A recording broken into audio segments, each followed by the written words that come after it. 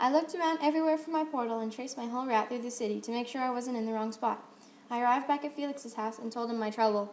He said he couldn't do anything because he had to stay with his family, the Shares, or else Mr. Share would get suspicious. Felix really didn't like his home, though, and wanted to help. Fake a rip, I told him. He agreed, and I pulled out my trusty sewing needle and began to set up the crime scene.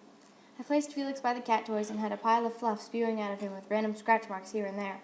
I then called the cat down, got him mad, and knocked over a large statue of a man with a sword.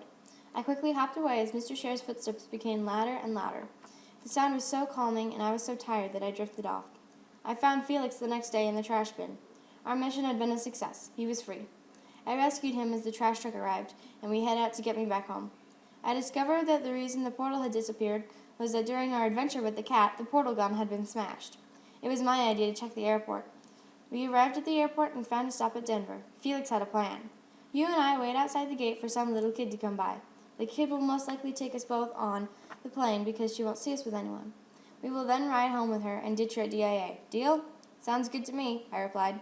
We sat at the gate for what seemed like forever before a 5-year-old in a rainbow skirt snatched us up. Felix and I were pretty used to flying since we were shipped by plane, but the kid fell asleep and that girl could snore. I was relieved when we finally arrived in Denver. Felix and I were going to make our great escape. The kid was snoozing on a pile of luggage and her parents were talking to customer service. We saw our chance. We leapt off the pile and landed softly on the carpet. Somewhere Livy was wondering where I was. Will Felix and Kendra get home in time? Will Felix stay with Kendra? Will Livy do anything to find them? Will Ian ever figure out how birthdays work? All the answers to that and more, except for the last one, because Ian's still an idiot, on the next installment of The Adventures of Kendra the Companion Cube.